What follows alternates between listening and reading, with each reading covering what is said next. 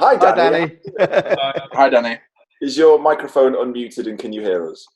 I can hear you. Can you hear me? We can hear you, yes. Yeah, yes. he sounds very bassy. It's kind of It is. sexy. Sounds like he's doing a poo, but I've just scrolled across and he's not doing a poo. Definitely not doing a poo. Yeah, it kind of sounds very Toilety. Echoey. Yeah, Echoey.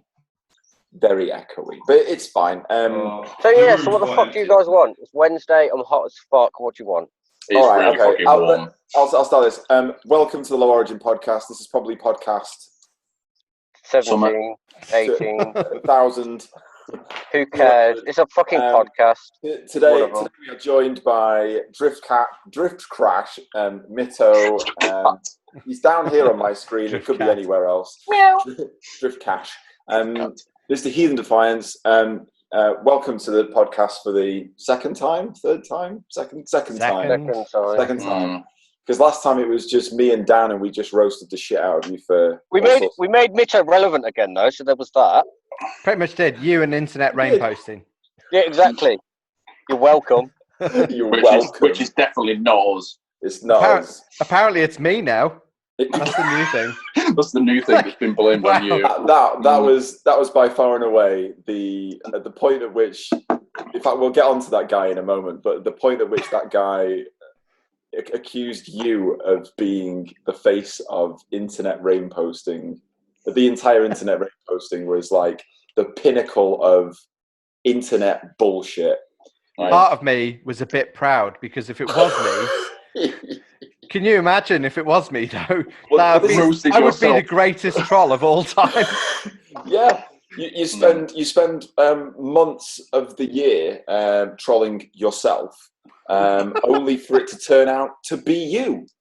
That would make perfect sense, wouldn't it? I am not that smart. The best burns. We all know they're the best. It's basically that Scooby-Doo meme that we done ages ago. Yeah, when you pull it. Yeah. Who's the guy running that meme page? And he pulls the mask off, and it's me, Fred. It's Fred. It's Freddy. Fuck's sake. But I would have got away with it too if it weren't for you meddling cunts. Let's briefly let's briefly just scooch around that as an issue, because that was one of the things I kind of semi wanted to talk about, but also semi didn't really want to talk about, because I don't want to give the guy or the situation any airtime or attention, because it was just a bit of a strange one. But I will. Just don't say his name. No. It's the same guy who messaged you directly, wasn't it, Alex? And we were all like, yeah, it's the same guy. Spectrum call. Yeah. I'm just gonna briefly, because some people have messaged because it had been mentioned on Instagram at some point, but essentially, Mitto initially noticed that there was another drifting page who we're not going to mention. I swear to God. Do you need me to say all the names? I swear to God. I'll throw them all under the bus. Don't. I mean it. Don't. Why? Don't. Because it's free advertising. Don't give it to them. Exactly. No, but it's... And this is what I said to Alex in the group. Also, I said, the more you react, the more it levels it. Okay, can we just say, don't message our designer asking him to design things that are the same as our stuff. Yeah, specifically. The message reads... I want to sell cool shit like Low Origin do. But more specific than that, it was the same as our stuff. But yeah. The thing is, a lot of this has been taken initially when Mitto told us that there was a guy out there and that there was some merchandise that looked very similar to what we were doing. You know, the first thing we go to is, that's pretty funny, and that's the end of that. It's not. We're not. You've got to bear in mind that pretty much everyone in drifting has been taking inspiration from Japan, from designs from Japan, from other people in the UK, from everyone in the US. I mean, we can't deny that we haven't taken inspiration from a range of different points of drifting. So the idea that like some guy would copy something we're doing, and then we'd be like, "You're copying us." Hey, you. Like, it's the line comes where you start having a go at people for it. That's never going to happen. We're never going to be having a go at somebody and say, we say that looks a little bit like something that we've done, like you did, Mitto. It's a bit like... It started because I basically said, "Here, mate, is that a Low Origin collaboration T-shirt?" That's funny. That's how it started. That's funny. That's a funny thing to say. That is a funny thing that I would expect anyone to say, and the response I would expect from that would be, in fact, pretty much what I saw on that internet rain posting, what's the name, which is the guy who runs that page, tongue-in-cheek, a bit of a laugh. That was what I expected. It was a bit of a laugh. It's funny that you saw that straight on internet rain posting, as you'd expect, isn't it? We're admins, so yeah, we run it. That's where we're going to put it. We don't, for legal reasons. Mitto does. Mitto does. Me. Yeah. It is Mitto.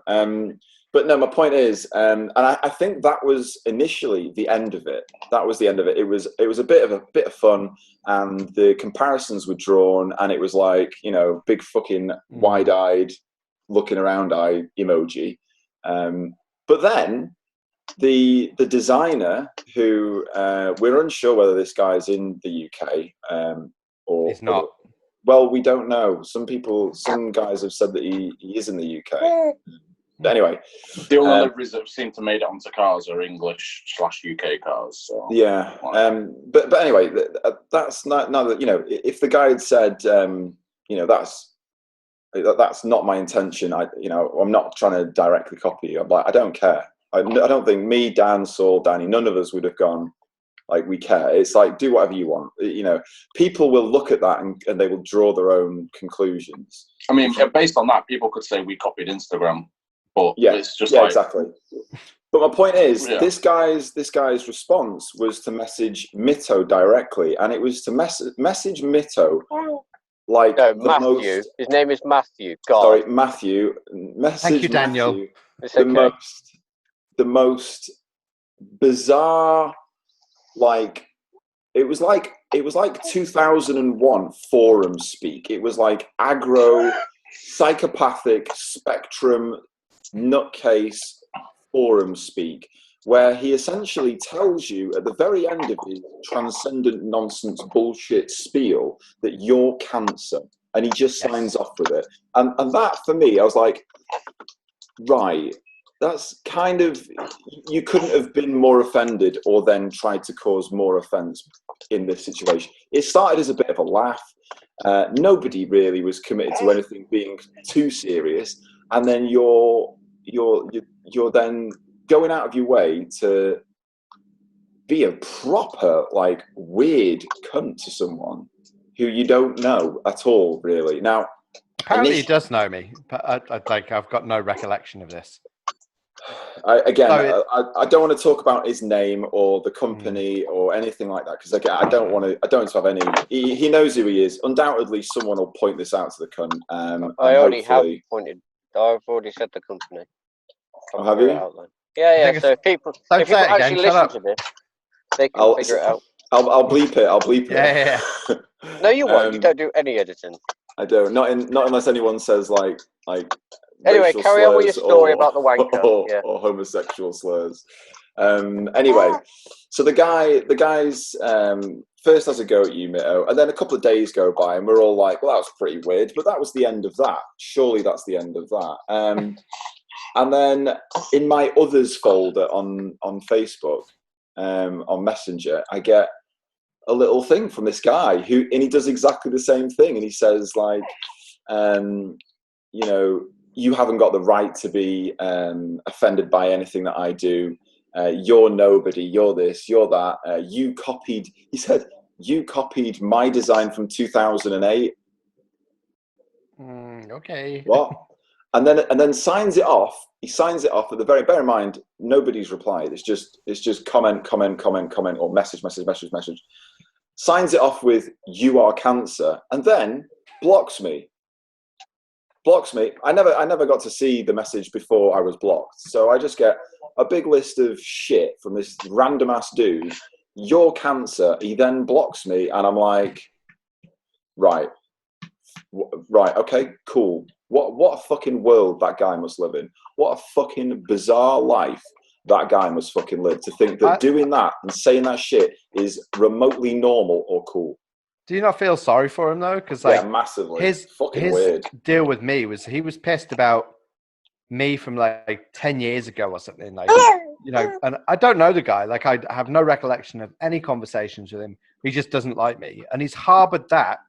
Like, if I kicked off to his face or called him out or something stupid like that, I tried to ask him, like, what have I done?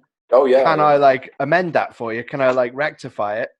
What's the deal? And it's like, just like, well, if you don't know what you've done, then it's like a crazy girlfriend, man. It was the worst relationship you could ever be in. Yeah. But I don't know what I've done. You don't know what you did wrong. If you don't know what you did wrong, then fuck so I was just like, if you're just here to like, basically. And you didn't even get to have sex with him. How sad is that?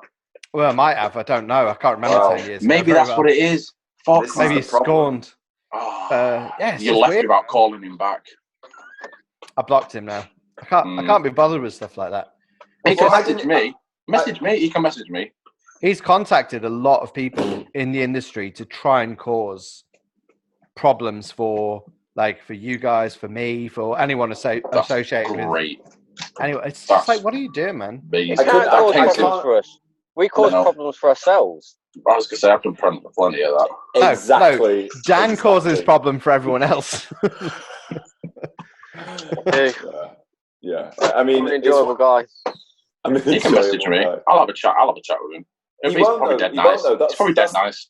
No, he won't though. That's the point. This guy is one of those dudes that just like he just, in the politest possible way, it does seem somewhat spectrum. It's like, it doesn't seem to be like, you can't get mad at it because it doesn't feel like he has control of it. It doesn't make sense. It's not like there's something to argue with that is a coherent, like, it just doesn't make sense. Like a big list of nonsense, and then if you try and respond to any of it, he's already fucking blocked you, and he's referring to things that don't exist, never existed, and situations that aren't real. So I would strongly recommend avoiding at all costs.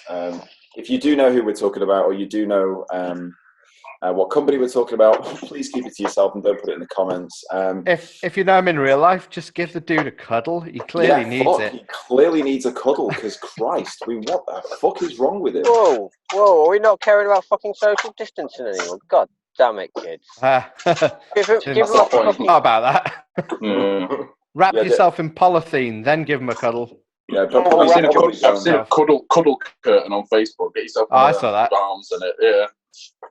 Cuddle curtain. A cuddle curtain. Yeah.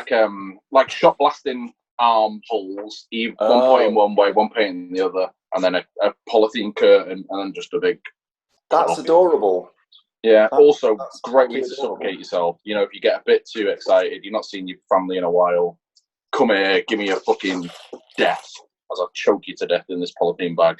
I don't think that's the intention. I don't think that's what we're looking for. I mean, people hang wank themselves all the time. Apparently, it's likened to heroin addiction. Don't know. Welcome to the Low Origin podcast, everyone. It's a little bit. It's just a little bit. A bit too gritty. That's all. I'll be honest. A bit too gritty. I don't think it would. True though. I don't think it would make the final cut on Riff Crash. So this fucking time that you're spending looking at this weird shit could be used fixing your car. This weird shit. It's true. It's stuff I listen to while I'm driving, but yeah, I do agree with you. Go fix your fucking car. I'm trying. No, you fucking not. I'm trying. Look, Alex has got my parts and his parts. Look at these. These are fancy. There's no point talking about them because Mitto's there and he'll say it's not a B knuckle, so it don't count. It's basically a B knuckle. I didn't have to say anything, did I? Yeah. How pretty are these? They look good though, don't they? They look well made. They are good. Oh, they're on mine now. They are. When you shared the pictures, Dan, I was like, holy shit. I'll put a stops in it because it's stupid. Yeah, I don't want. I was going to say it is insane. It's like someone's fitted wise fab that actually fits under the arches. No. Like for me, a knuckle, you go by feel first, then lock second. Lock's just an afterthought. Byproduct. Yeah, byproduct of making a good knuckle. So as long as they feel good, that's all I fucking care about. The amount of times that when I've driven my car, I've like thrown it in and gone, this is well fucked, and then just gone, oh my god, all of this is still here. I've not got the power for any of this. Well, the only person here who's actually driven on them, of course, is Danny. He ain't gonna talk. Oh yeah. So how the hymen. How do you rate these? I like them. Yeah, you like them? So yeah, they're good. Yeah, give us your technical feedback, Danny. Let's go. That was a solid, detailed review. What did you go from, and what have you gone to now? Give us a rundown of these specs. I know you and Dan have done some fucking about. I had 35mm extended X13 arms, so 25 extended 14. Yeah. Right. Okay. Yeah. And I've gone to a standard lower arm now. Mm. And I've got a rear ending roll bar on. So Sounds like somebody's been listening to Matthew. I've got to sort out the rear dampers though, because they're nearly on fully hard, and I need it to work when they're on softer. I think that's the trouble when you're really low is you still need that like spring strength. Why are you trying to fuck us up like this, Mitto? You can just do what you want. I don't care. The only deal you have to work with, like as long as you don't smash into the floor like with your chassis, then the rest is just superficial. Well, what else is the chassis for? Exactly. To stop the important bits hitting the floor. Stop the other bits hitting the floor. It's basically a bump stop. Chassis legs are a bump stop for the car. Yeah. Yeah. Ground stop. Wow. Yeah. I mean, I've yet to see one of you guys. Have you wearing your side skirts down yet? Yeah, they're gone. Mate, The every backs are set. gone. Yeah, Fuck that off, was the Saule. one. You've still got... Not mine. I'm just saying every set of, not the current skirts, but yeah, every set of skirts that are mine are gone. Yeah, they're in like 3 pieces, both of them. Amazingly, the origin skirts are so much deeper than the D-Max, despite not looking as deep. It's that return underneath. I remember when Alex did his car the first time when it was the drift games livery on the door, and there's that video of you driving down the bypass near the unit, and it is. I kid you not like hitting the floor every now and again. The skirts are permanently on the floor all the time. Yeah, the whole video is the most damage. The most damage I caused. The most damage I caused to that kit that year, despite I had some pretty decent crashes as well. But the most damage I caused that year was within the first 2 drives of that car on the road. You got to the point where you were like, I'm going to have to keep driving it for a bit, so I wear them down so they don't touch anymore. And then, do you remember, I got metal plate. I got metal plates, got 1 mil metal plates, and that was it. It was Top Gear Stock Point. They said that they'd they'd rivet on pieces of titanium. No, it was magnesium. I think it was just for sparks. It can't be magnesium. It can't have been magnesium. Yeah, I'm sure that's what lowriders put on. I'm sure it's magnesium blocks because you get white hot sparks out the back when they. I thought magnesium. If you put it in water, it explodes, isn't it? Or is it titanium? I can't remember. It's one of I don't know. I've got exploding side skirts, mate. Yeah, every time it rains, it would have been hilarious. Yeah. Oh my god, you just explode. Yeah, it might not be magnesium. I might be chatting shit. I'm sure it was something. Is this how your car really set on fire, Alex? Was just magnesium, leftover magnesium around? He had powder in his dash. Can you imagine? Jesus Christ. I mean, there are some alloy wheels. My old CR Kais were a magnesium alloy, and I remember thinking, magnesium. Are you sure it's not manganese? No. You're definitely sure it's magnesium. It was magnesium. So magnesium alloy. Yeah. It's an alloy, though, isn't it? It's not just straight magnesium. Yeah. But in my head, when I thought of magnesium, the only time I'd thought of magnesium prior to owning those wheels was in school and putting a piece of it in water and go. Well, I don't smashing the petri dish. Driving around with magnesium wheels, that'd be fucking dangerous, especially on a rainy day. Yeah, like a really dangerous thing to do. It must stabilize when it's been alloyed into something. It must do. It must be obviously the fact that you're using pure magnesium in water. We're just guessing. We're not science people. I think that's why they corrode fast, though, is like because they've got a life cycle, haven't they? I think it's basically down to like the rate, the magnesium content. Like it does make them significantly lighter, though. That's the thing. So, like, rusting? Most things. No, but less like, of it. Being a magnesium alloy as opposed to like I don't know what the other alternative would be. A Duralumin. Duralanium. Duraluminums. But yeah, I mean, I wonder if there are any duralumin wheels. Because obviously, like when you get the 326 nuts, they're fucking, really light, and they feel like they're made out of fucking paper. And then when you obviously, they're properly strong, like the ones that Dan fucking, when I straightened up at next level and he fucking was still on lock. And I was going to say his wheel just went into my rear wheel. When he hit them, the studs had just gone, nah. I wound the nuts off. They were completely perfect. There was literally nothing wrong with them. And they are fucking hench as fuck. It bent the stud, but actually kept the nut was absolutely sweet. Yeah. And you would still use it. Are you still using them? I wound them off. I changed the studs and wound them straight back on again. Put them, torqued them back up. Yeah, we've done that while we were there. And people get worried. People get worried about using aluminium nuts. I think aluminium nuts, like those old D1, those were fucking awful. They were. No, it's not. It's when they get hot that you can't get. And if you take aluminium and steel, it corrodes together. Yeah, and oxidizes. But it's the cross contact. Yeah, you just fucking. It's called dissimilar metal corrosion. Yeah, we have it at work a lot when people. I don't care what it's called. God they use stainless components and then they use galv posts and they don't use an isolating nylon washer and it just goes. And literally in about 6 months it is fucked. The man knows. Yeah. Okay, I've literally just quoted 10 grand for a job that I failed today on a system on a roof and they need to do loads of gutter work because they've got so many leaks. So it's like here for car stuff. Yeah, sorry. Science. What is Alex doing? Thumb. I'm getting out. What's that? As Danny fell asleep. Daniel He'll join in eventually. He usually just sits there and listens for a while. And then he'll make food. What are we having? Blaze 420. We already had food. Oh, there we go. I'm starving. We need to get Danny a microphone because like he usually has some weird echo chamber. It is tough. I mean, we're not as professional as you though, Matthew. You've got a big microphone there, very professional. In his studio. Let's talk about fucking car. Let's talk about Drift Crash for 1 second. Just 1 second. Come on. Okay, done. And there we go.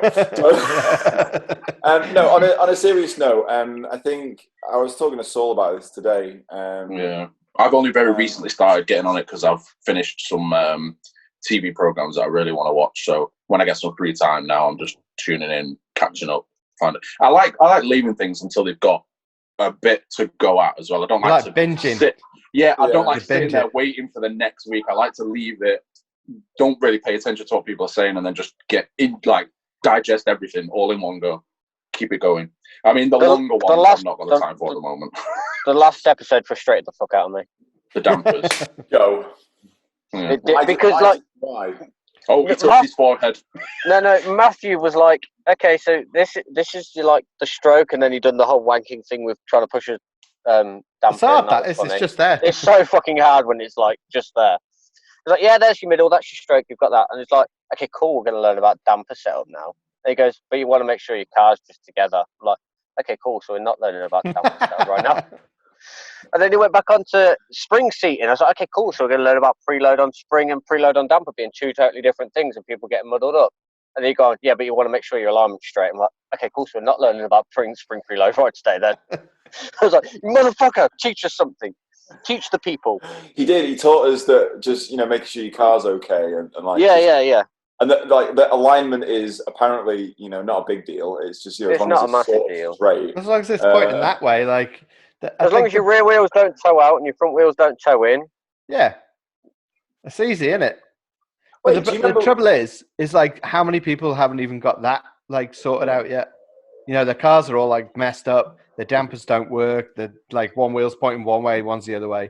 You can drive it but you're not going to be very good, are you? I don't see why, because all it takes is 2 bits of metal 4 axle stands and 2 lengths of string. You know that. But it's on the internet. You can literally Google how to do string alignment, and the internet will teach you. Didn't you do a webinar recently on this, Dan? I fucking did, yeah. It was sick. No, I wanted to learn how to set caster correctly.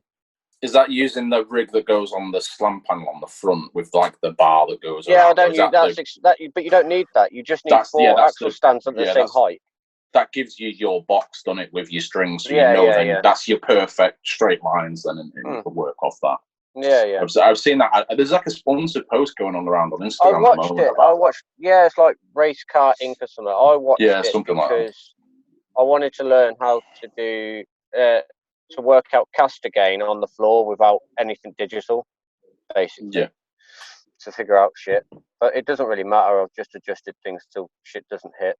I never forget getting my getting my alignment done at a place literally around the corner from the unit before one of the, I think it's Final Boss or something, and that was like, yeah, this is what I found on the internet. Some of these settings, if you can get them there, that'd be great. And the guy went, yeah, I'll see what I can do. And I saw him looking like through the front wheel, and I was like, what are you doing? He was like, I'm doing your caster, and I was like, you told me you could do full wheel alignment. And it turns out that he was using the bumpers, and I was like, mate, do not use the bumpers. This car is so fucking flimsy. And he was like looking through to make sure that the wheels were lined up, and I was like, this is gonna go fucking terribly. One of the wheels was like 9 degrees, one was like 6. I was like, this is fucking stupid. No, I mean, he told me on the phone, he told me he had full wheel alignment. I was like, you're not got full if you cannot do front caster. That's not full, that's bits. Well, I mean, my caster is now just set so it clears on the firewall as it sweeps in, and all I've done is measured from the rear wheel to the front and set it the same, so the car is square. I was like, that'll do, fixed. What have you tried to aim for? Just as far forward as you can get it, or just try and get it as far back as I can get it. Back as you can get it. Right. Yeah. It's more that it's like just hit as little as possible. Yeah. Because you got to hammer things. Like to run the way I'm running now, you've got to hammer a lot of stuff out of the way. You got to be like merciless with your chassis, just like muller it. Like I think I've knocked the sill back like maybe 2 inches or something. 2 or 3 inches. Got to. But for the kids out there who are going to do this, use a blowtorch first on the panel. Stretch is way easier. Split the cunt cleaner out. Yeah. Just get a bigger hammer. Split is bad because that's how I ended up in this mess with my car. Because shit split you just rivet a panel over and then cover it in seam sealer. And it's good to go. I mean, Alex can now run like 2 degrees of caster if you wanted to, and I think shit will still not hit. Nice. I mean, it looked like shit, but yeah. But that's kind of the under its arse, like. That's kind of the point, though. Is like the number itself doesn't matter because caster is a feeling. You know what I mean? You're adjusting at like the rate of recovery of the steering if you wanted a expression for it. So it doesn't matter what the number is. It just matters that like your wheels are all in the right place. So I normally set, because the biggest mistake I've ever seen consistently is people's traction links are always different lengths. That's such a common thing to mess up. So I've got a jig. So when I set the traction link length, I'd set it on a jig so that they're both identical when they go on the car. Yeah, exactly. Is that for your rear or your front? Yeah, rear. The traction link on the rear. Yeah. So then if the rear's square, it means you can use the rear to set the front. So like I just measure from the back edge of the rear wheel to the back edge of the front wheel. Yeah, exactly. Make sure the distance is the same. Yeah, that's it. Yeah. I always had that problem with my traction rods. I never realised until Dan said to me, he said, one of your fucking rear wheels is so far forward compared to the other one. And then I realised that one had just like wound itself in by, I think it was something stupid like 15 mil. And the wheel was like 1 finger's width away from the front of the rear fender, and the back was like 3, whereas the other one was like a perfect 2 fingers either side. Using the tried and tested method of measuring fingers. Yeah. But it works though. Yeah. That's the thing. Like as long as once you've got that square, like everything else is square. So, but if it's pissed, you get that thing, where you like lift off and the car just like wants to dive in a weird direction. Like, Yeah. it's so horrible to drive like that. But if you put a GoPro on someone's rear wheel when the traction lengths are incorrect, and just watch how the wheel dives in on itself and then just literally falls into the arches, it's super weird to watch. Like Alex's car that used to do that. That's a whole other paying subject. Loads of attention. But my friend said to me the only problem with like if you change your car so when you squat it bumps in. The only problem with that is when you lift off it bumps out. So it's when you want to slow down you've got less grip.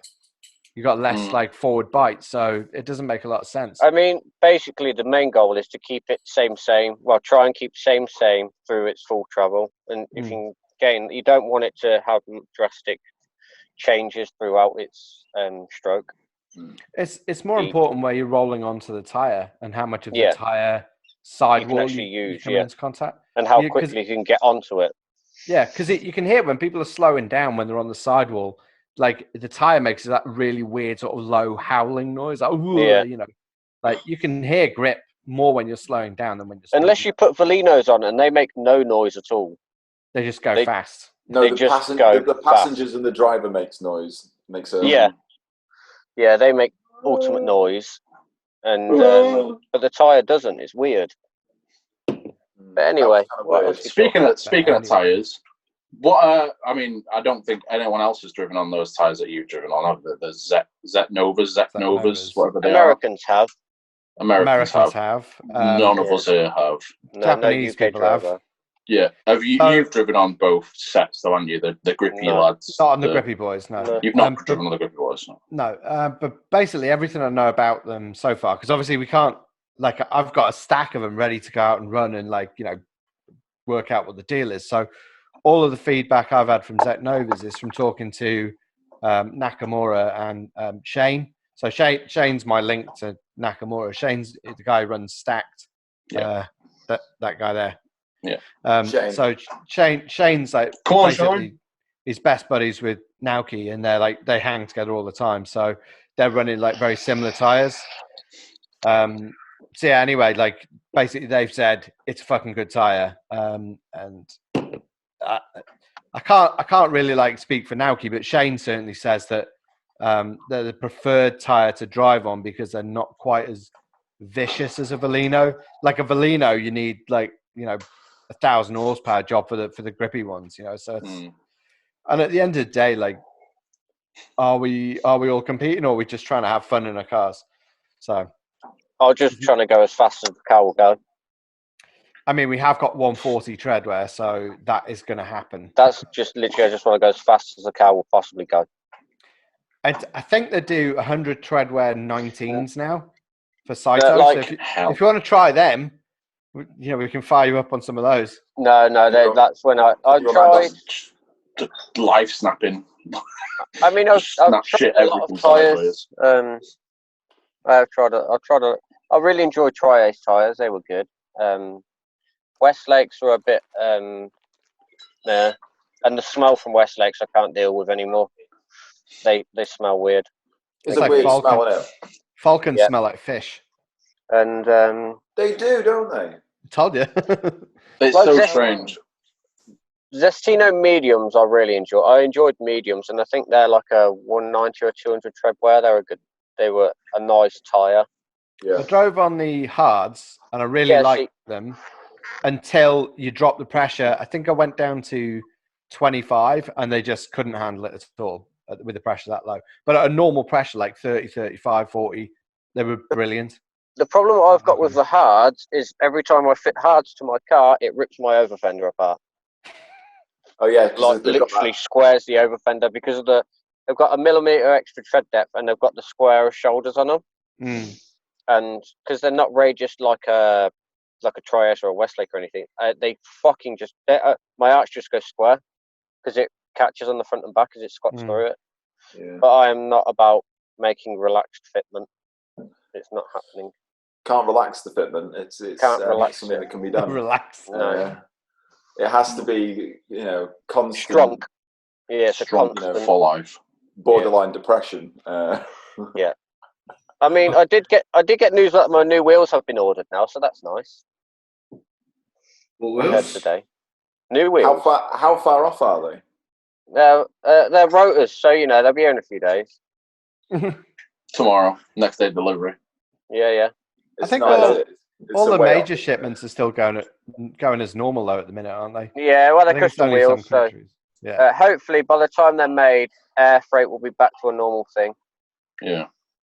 People I've spoken to about ordering stuff, they've just been saying we're waiting on other suppliers. Like I ordered new hydro lines from Driftworks and stuff, and I think they had inlets in stock, but none of the outlet lines, and they were just like, they've told us the 29th. So anyway, hey, Danny, I bought CR2Ps in 17s. Yeah. Yeah. Like what? From Works or from Driftworks? From that's Driftworks the same place. Yeah, same place. Same place sponsor us. Same place. I don't think Driftworks would be too happy if I went to another supplier. I don't think that would go down too well if I then phoned up JDM Distro and said, "Here, can you undercut these guys?" I don't even think you could mention them by name, so I'll have to beat that out. Illegal. But if they had some used ones in stock, you're allowed to buy them. Like, what's the deal? You what? If they had some used ones in, would you be allowed to buy them? Is that still kosher? Like, no one could ever stop us from buying whatever we wanted to do. But they could try, but it's not going to happen because I'm a cunt. Well, they can't stop you, but would it be frowned upon? Probably, yeah. Probably, yeah. But the way I ran them on the 15, if you ran them on the 15, it'd probably be frowned upon. But then that's the thing. We've got a good deal with Driftworks, and yeah. They've taken us a long time for years, so taken us a long time to get there. So I would never piss on them chips. No, don't piss on them.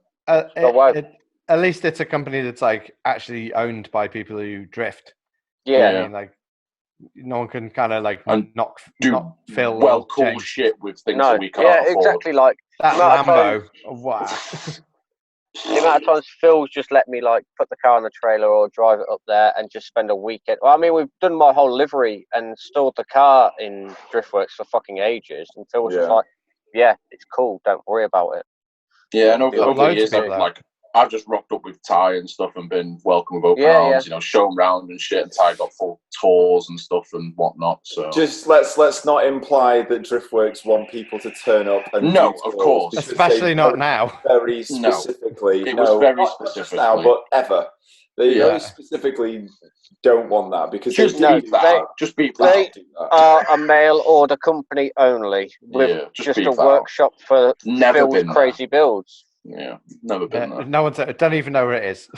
No, Phil just kept on getting unit space just to store more cars. More cars, so he could buy another thing. It kind of looks. It was just like they are not living at the house. Buy another fucking unit. Yeah. Well, thanks to the most recent video.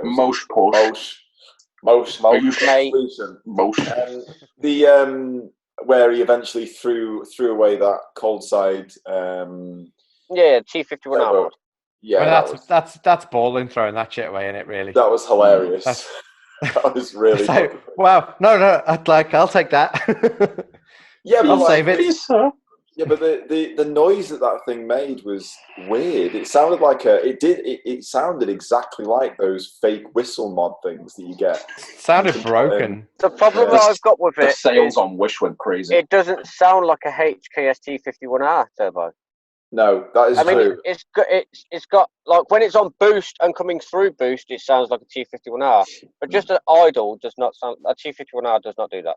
Yeah, but a T51R only really works on an RB26. That's the noise, isn't it? Like, and everything else is a bit like, nearly, Yeah. I mean, different strokes for different folks. I would not do it. Can we talk about what color the Lamborghini should be? Because that thing is sick. I think it's the only Driftworks car that I'm like, that has to be orange.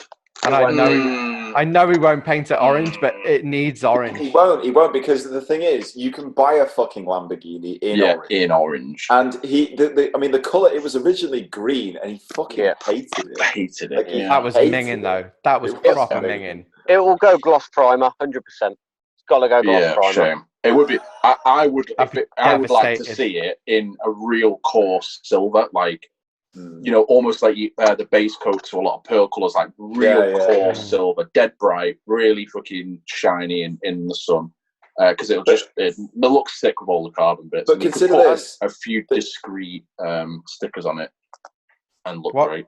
What are we considering? Well, he's managed to, like, if you notice that all the Driftworks cars, they're pretty much covering all of the colour palette spectrum. It's like a pack of fruit pastels, isn't it? Over it is like orange and yellow and green and blue. Like if there's every colour. Like, I can't think of it. They probably is purple a colour that they've got on a car. I don't think purple. Candy red over the carbon, so you can see the carbon through the candy red. Yeah. That would be a shout. No, to be fair, very JDM. I could see, because he's going for the more. This is a road legal race car. It will not go flashy like that. It will stay like a plain stealthy white kind of just pearl white. I mean, that the LM car, the proper the GT. What's it based on? It's GT3 in it, I think. Something like that. Fuck knows. Yeah, I think it's a GT3 car. The original, the Regal one was white, and it looks. I'll be honest, looks awful in white. It looks bland. It doesn't look best good. car he's got the Impala though, so you know. Yeah, exactly. By far. Where's the video on the Impala, Phil? Give it to Sid, make it every time he does one, it just leaks transmission fluid everywhere. And he's like, okay, I'll park that up for another year. You see, it's American, isn't it? I could forgive someone for putting, like, not for performance reasons, but I could forgive him for putting like an LSX in there with a manual transmission, just purely because the actual bones of the thing are so like old and tired, and it would be nice to have something like that you could just get in and drive it. Because that seems to be the problem with that. He did spend a lot of money on doing brand new EFI system on it, new ECUs, like standalone ECUs and controllers, and new. Wait, that thing has an ECU. It does now because it's on. It's not on a carb or anything anymore. It's on EFI. It's on inject. Okay. Well, I mean, it's like the slip wheel dudes. Though, they got out of Nissan ownership and then went into American cars, and I don't think either of them have completed a solid journey yet to do anything. It's just fallen apart at every opportunity. This is the thing. And even when they think it's going great, it's like, I didn't get that at all. Like, the only one of my friends that got themselves. In fact, he had a 64 Impala. It was George. George. Yeah, and he tell him the engine that was in. Straight away, it, like, nothing worked. Immediately, everything broke, and that was him done. And you just think he was into VWs, but like very, very fast G60 supercharged, turbocharged Polos. Like none of this low and slow shit. He was about. Although he did do it, he would turn up to shows with like a car that he built the night before. And it would win like best in show, and it was a Mark 1 Polo on a Beetle floor pan that he just literally decided to build the night before. It was the most insane, and it still exists. It looks exactly the same. It drives, works. No. There was a kid that did a YouTube video on burning the car. Do you not remember? Oh, really? No, I don't. I don't think I saw it. That was what was so peculiar about that. So George built this fucking. It was exactly that. It was a working 1963 VW Beetle. He took the body off it. He got a Mark 1 Polo. Mark 1 Polo. Oh, I've seen that piece of shit. Yeah. Like solid managed wheels to make it work. Managed to make it work, and then sold it to a kid for like $4 or $5 grand, who was a YouTuber, and he set it on fire for a video. And I don't mean like, oh my god, it's on fire. I mean, he purposefully on private land went out of his way to set it on fire. A cock. Really weird.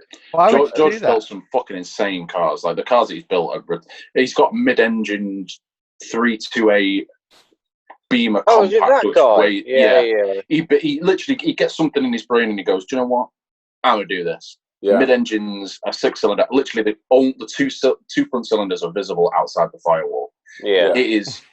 He said he cannot make it step sideways. It's the most insane thing. He's drilled, like old school gasser drag racers. They drill all like the strengthening panels to like speed holes. Yeah, speed holes to make them a lot faster. the car, I can't remember what he said. I've spoken to him about it before, but it's very, very light, and it is terrifying. There's no skins in the doors. There's no skin, like, there's just nothing to it anymore. And he said it is terrifyingly fast. I hate the most driving insane cars like thing. that. Yeah, he said like, it's scary. It's like drifting as well. Like I don't know, you know, Peden Nielsen, and he's got like his see-through doors. I couldn't cope with that. I'd be terrified that someone's just like gonna like drive into the car with me. You know. This is why I got. Well, you say roll cage. This is why one of the most important parts of the build for this year, for my car was putting carpet back in the car. Creature comforts, fam. Creature comforts. Best thing I ever did. Carpet the car. Put a center console back in. Doesn't even have a vertical hydro in there anymore. Nope. So nice. No. So who uses those? That's gross. He's got. Well, I was going to say that's arrived. That has arrived today, hasn't it? The GK Tech hidden hydro Swizzy boy. So it's like a cage that goes in the center console, like at the back, and then the stock handbrake cable attaches to that. Yeah. Then does a leverage thing, and then does a pump on the old for the hydro. And it gives you a proper fucking handbrake for it, which is cool. Have we all got hydros, or like what's the deal? I have now. Yeah, I did a terrible drift day at Rockingham for the last time I drove the car. After being up till 6 a.m, decided to fit a hydro, and then I had to leave at 7 to get there. I drove like dick. It was the worst. Yeah, I remember. Yeah, I barely remember it was that long ago. I don't. I was the one who had to pull the fucking wrote-off vehicle out of extinction. Yeah.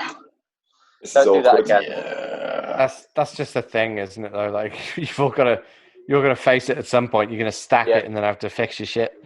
Yeah. Doing all nighters is. I'm not going to say a young man's game because that makes me sound like I'm the age that I am. It kind of is. But like, Saul, you were visibly a zombie, sleepy that day. It was the first time I think I've driven to and from the track as well without anybody else helping me. Like I didn't stay for food. I was literally just like, I'm going home before I literally can't see anymore. I still got, God knows what it is, 2.5 hours to go home. I was like, this has been terrible. It was a bad day all round. Yeah, it was dog shit. I think was I driving that day? I can't remember. No, you drove Jamie's car because you chased me a couple of times in Jamie's car. Yeah. I've got a good video of Saul and Ali literally just going like that off the track. Yeah. God, there was Let's talk about Saul leaving the track. Bad things happen when Saul leaves the track. Bad things happen when everyone leaves the track. To be fair, when I left today, 2 years ago, was when we were at Three Sisters, and when I went, the first time we drove on the same section of track together, us three. Oh shit! I was looking in my mirror like, those guys are doing great as I'm out front, still on the accelerator, clean off the track. I was like, why is everyone oh my God, I'm still driving. Yeah, but you've done that as well. When I followed you at Driftland, and you're like, this is great. I'm not going to brake. I'm going to go up the bank. That was different. I was like, this is the bank. You had this thing, right? And I've been in the car with you when you've done this, and it happened a couple of times, right? You would be driving, and you'd be driving good, and then there'd be someone behind you, and it didn't matter who the fuck it was, but there'd be someone behind you, and they'd see a low origin car, and they'd go, I'm gonna fucking get on this fucking guy. And then they'd realise, hang on, who's well, he's doing a good job. I'll just get closer. And the problem was, you'd not at that point had anyone drive closely to you before, and you would, for a good 6 months, it would phase you out, freak you out, and then you'd lose control. Yeah, at that point, at the yellow, go off at the road. Before I was really consistently driving with you guys, that probably would have been the case. I would have much preferred to have been trying to follow people. Yeah. All you've got to remember is someone chasing you. A decent chase driver isn't just trying to be a dick. Will know you're going to brake before you brake. Yeah. They'll always know you're going to. They'll know from the entry point of where you're going to brake. You'll just. That's why. That's why Monkey 5G London crashed into the back of me at that same event. Well, I don't know what event this is. Don't feel STL 2. STL. Oh no, was it STL when? Was it Danny? Was it STL when you had your blue Sil 80 and it was literally the first session out, and I just kept within 2 laps I was trying to clatter it on your door. Yeah, it was. It was, weren't it? That was the first time I went to give it halfway through the day. Yeah, literally just got there, got excited. I was just trying to clatter through his door. It's just like, no. Danny was like, no, I'm not about this. It's too early for this malarkey. Way too early. I wouldn't feel bad, Saul. Like, I remember once I was at Silverstone and we were doing like the big S. I forgot what the hell it was called. But I was coming out the second one and Phil Morrison was following me and he was right on my door. And I remember like we were coming out onto the straight to like go down the pit straight. Whatever. I remember turning around and looking at him and going, oh, wow, that's really cool. Look how close Phil is. As I was going off the track. Yeah. As soon as you look in your mirror or look behind you, that's it. It's game over. Yes, I mean, 100%. I did it. Well, me and Alex definitely didn't do Streeto one time, but it wasn't really Streeto. We were just trying to drive somewhere and tried to do a corner, and I'm broadside in my car, and I'm like looking out of my window at Alex, like, yeah, and I'm like, oh my god, this is middle of the day Streeto, and I'm aiming at a curb, like. Game over times. Curves are bad. It was, it's definitely don't do Streeto. That was like another me. Harley was driving. Yeah, Streeto is fantastic. Just don't talk about it. The or thing make is, a video. Don't talk about it. Yeah, don't What do ego? videos. But the point of this is, I think a lot of people do suffer with this. It's like you either think like if it's a high profile driver. I remember the 2014 where the first run of Phil Morrison's A86 and literally the first ever run, and he crashed into me and it was my fault. It was my fault because I spun. And I remember thinking, oh my God, no way, it's Phil Morrison. And then it's like, I've spun out in front of you, Phil. We're going to crash now. and then that happened. And the same thing, if it's a high profile driver or someone that you look up to, you do the same, like, no way, there's Phil Morrison, he's chasing me, that's sick, crash. Yeah, or you do the other thing, which is, God, this looks fucking sick, this is so fucking crash. Yeah. It's one or the other. Either way, if you're a lead driver and you look at the chase driver, it ends in crash. Yeah, I've got a lot better over the course of 2018. I think I've progressed a lot better. I just switched off to you guys. The worst thing is hearing another car. That's the thing that was more distracting to me. Is hearing that's something. That's why V8s suck. That's what I get Keith about all the. Keith gets paranoid when I chase him at STL at Driftland, because that's the only time I ever drive. Because all he ever hears through his window is a big dirty screamer pipe. Yeah, big gate. And he's like, no, not for me, not for me. Yeah, it does. I think once I got rid of that, the noise, and just concentrating on where the fuck I was going and letting everyone else do the business behind it was fucking easy enough. Then trying to concentrate on going wide enough to get every fucker underneath you. Then, yeah. That is a tough one though, because I sometimes do that, and I think it is detrimental to the overall thing that you're trying to do. I do it as well. I'm really bad for if I'm leading a big train, I will take the widest line I can possibly make around that track to fit everyone in. Fucker underneath. Just to stack them. Wide doesn't necessarily mean good though, does it? Like, because you have to account for 3, 4, 5, 6 cars back. So wide isn't necessarily the right line for a train. No, but the tracks we have for ourselves in the UK kind of leave you to do it, like to get everyone to stack into one corner, you've got to take the wide line into it. Yeah. And you can't use Mayhem as an example because they are wide for 90% of that corner. Have to be. That's true. They go wide. Yeah, the track they are is very, very wide all the way to the outside until they hit that apex. Then it's tight. So then this is the thing. We don't really have any tracks like that in the UK. Even and because of that, some of the smaller flowing tracks that we have, you do that, And in your head, you think, oh, I'll take a wider line through here so I can get the guys to stack up. And it does look good. It does look good, but I just think, like, looking back through videos and photos, it does sort of look like you're sandbagging a bit. And Driftland's a pain in the arse for that, because obviously everyone wants to get nice and close on initiation. It's impossible. It never works. Yeah, At Driftland, yeah. At Driftland, I honestly think, well, they will never ever do it because it means spending more than a tenner. But chopping the fucking half of the wall out, flattening that bit, and then tarmacking that part, and then is it Bihoku, where you use the cone at the end of the wall. Yeah, you use the end of the wall, yeah. Danger point 3 or 4. Is it Bihoku? I don't know. 2. Yeah. Danger point 2. Danger point 2, yeah. Hey, Mitto's watched his own video. I said it. I remember saying it. So yeah, danger point 2, the end of the wall. Yeah, that'd be sick. It's very similar. I mean, I say it's very similar. It kind of like it is very similar to Mayhem, but like with a much deeper, like, it's almost like you've pulled the initiation in and out, and then the kick out is not wider, but it's a completely different shape, but it's still a very similar technique, I'd say. Well, the biggest revelation for me at Driftland was first gear. At Driftland I would never use first gear, and I'd always be like, "Why the fuck are you guys gone?" And you just said to me in the pits, he was like, "You're in first, aren't you?" And I was like, "No." I was like, "What? Everyone's using first?" I was like, "Okay." Yeah, but next time, first gear, I was on it. Talking gears is a dangerous game. Well, yeah, true. I remember, like, a good while ago, again, it was me, and I was chatting to Phil Morrison again, and we're going in at Rockingham, and I was saying to Phil, "What gear are you in?"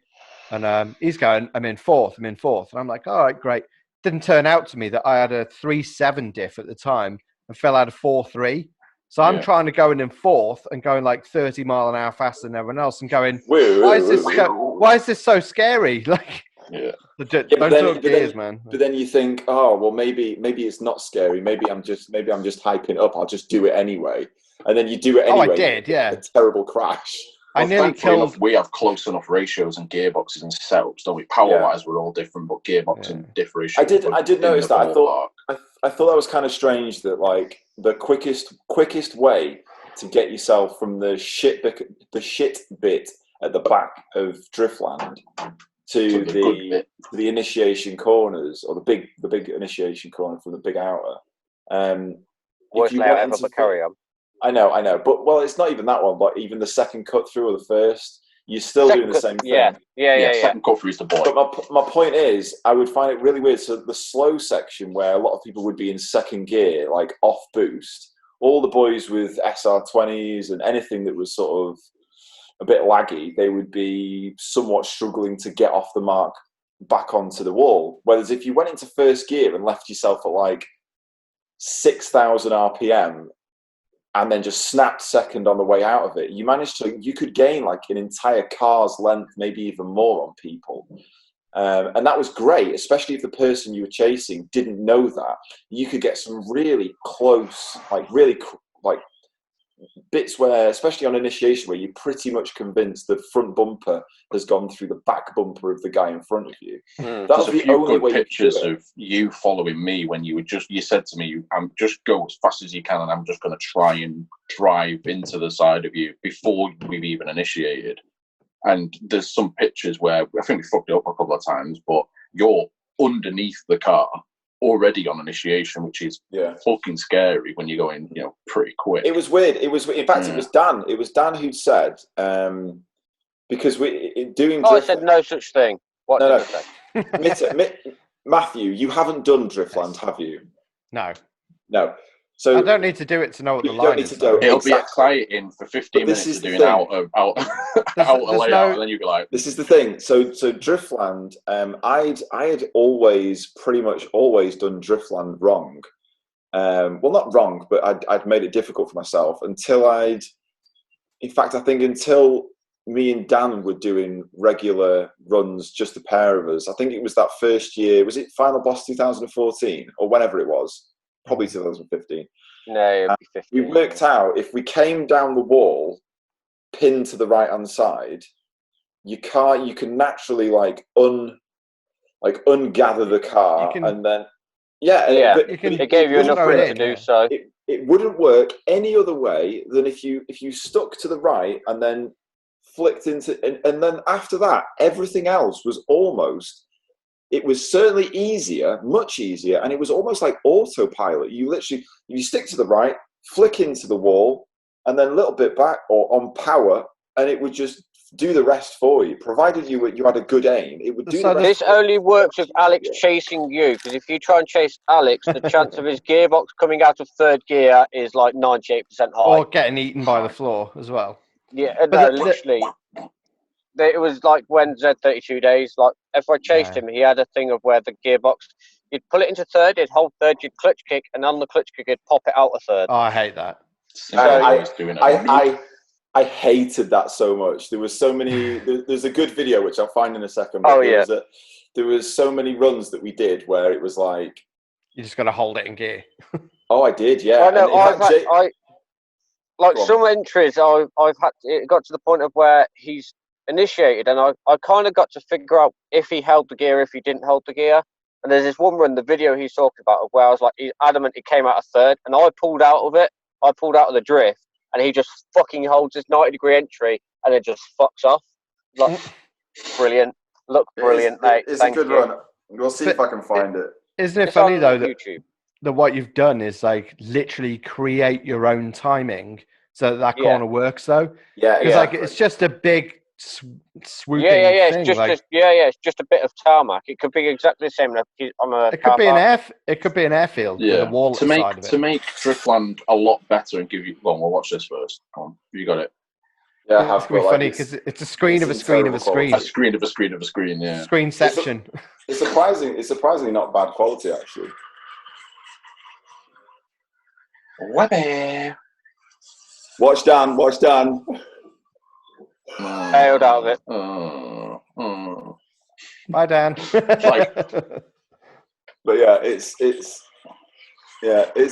the point is that flick is there's nothing you don't. It looks technical and it looks like there's loads going on, but there's nothing going on. It's almost like once you commit to that right hand entry, everything else is autopilot after that. The car, provided you keep your foot pinned and you just.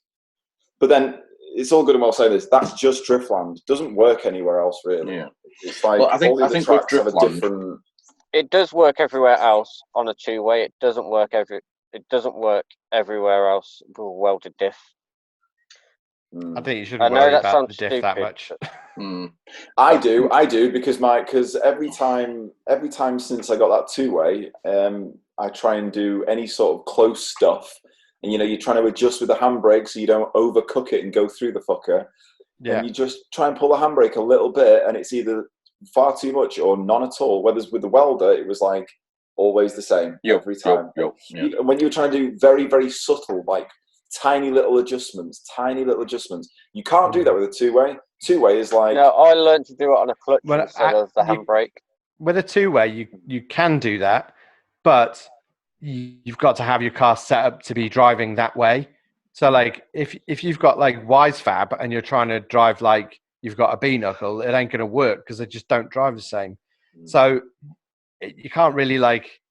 I actually know why this happened. There is a reason why this happened. So with the welder, my old handbrake one caliper would grab more than the other. Okay, but that was enough to lock the entire axle. But with a two-way, when I'd pull a handbrake, it would just grab that wheel, and then eventually the other wheel would also stop. So there would be this discrepancy in timing between both the rear wheels locking. So what you're saying is you hadn't set it up right, and now you're so because you didn't set it up right, it means it's shit. Do you know what fixed it? A new set of rear pads. That does help. Who knew? Also, you can, if you want to like sort your brakes out, if you reverse quite quickly and they yank the handbrake, it tends to like even them up a bit as well. I did. That worked when I had shoes in the back of my car, but unfortunately now the shoe, the actual original handbrake cables, they wrapped around the prop. Yeah, they wrapped around the prop at like 100 miles an hour, which is quite scary. But I had just the Z33, R33 handbrake cables, R33 shoes, and everything in my 14, and it was fucking mint for 6 months, and I was just slowly adjusting it, and like it wasn't perfect, it wouldn't grip right, and then after 6 months they stretched beyond existence, and where they were just the cables weren't new when I got them; they were secondhand. They were probably already past the sell by date. And I think they're probably 20 years old, mate. Like that's the exactly. thing. So, and then at that point, I was like, well, I can keep going down this route, or I can just quickly make a quick beeline for a hydro. And it was more consistent. Like when because I've got a shimmed LSD in mine, basically stock 14 VLSD, but shimmed, so it's not welded. But I didn't know if it was doing what Alex was saying, whereas it's almost like a two-way where it felt like only one side was locking.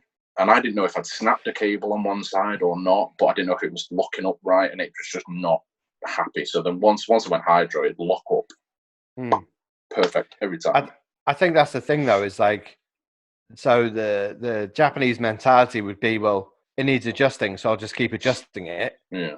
Whereas we go, well, if we just put a hydro on it, it'll not do that. You know, we tend to engineer stuff instead of just buy some actual drifting drum shoes. You know, but it's like everything. I bought Project Moo pads, and they were brand new. And I just because they were fucking amazing. But then once the handbrake cables had gone, I was just like, right, well, just won't use the handbrake anymore. I was how much is a pair of handbrake cables? Like, and you're replacing 20-year-old cables. So it's a funny logic, isn't it? You know, like they did make R33 GTSTs in the UK as well, so they are a part that you can get from a UK stockist. But like everything, who cares? Drifting's gay. It is, it is. You go on the internet for 5 seconds. I'll have to bleep that out. You go on the internet for 5 seconds. I was going to say that's why Phil's turning his cars into the rainbow slowly.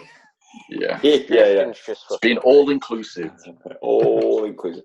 You go on the internet for 5 seconds, and you will see any number of folk getting involved in drifting, and they'll say they'll go and do a drift day, or they'll go and do some streeto, or they'll go and do anything, and then they'll immediately, let's say it's a stock S14, immediately the handbrake's being replaced with a hydro, and it's not that fault. It's so people getting it happens drifting, too quickly. They will buy a Groupon ticket for a academy day with any of the academies that are in the UK. Yeah, not throwing anyone. Buy that, or they'll get it as a present, and then they do that. Wait a minute, Saul's gone, and there's Danny just sat there like a weird one. My phone told me I have 20%. Okay, cool. So anyway, so they'll go and do this academy day that their parents got them for Christmas, or fucking a birthday, or bar mitzvah, or whatever the fuck it is. And then the next thing they do is watch IDC, Formula D, and BDC, or any competition drifting, and they see these cars with big angle kits, big fucking handbrakes. They think that looks cool. I want that, and that's where it goes. Like there's a YouTuber called, what's his name? Because I fucking hate him. Well, don't name him then. Don't give him any Matthew Steele. No, it's Drift Crash. Drift Crash. What a prick. Arsehole he is. You know Summit? Is it Summit Racing? Australian, usually lives in Japan. Summit, yeah. Yeah. Okay, maybe a nice guy in real life. He fucking annoys me on the internet. He's building a MX-5 to raffle off, because that's what YouTubers do. And he got a set of knuckles and a hydro. And basically, in his video, he says, when you start drifting, these are the first things you want. It's like, what? No, you don't, mate. But he's new to drifting as well. Like, so that's the problem, is people speak without authority. The worst people are the worst. But he's like, so when he's in Japan, he's around Yashio factory all the time. Yeah, all the time. And Okachan is a beast. Like, he's one of the longest standing SR tuners that there is.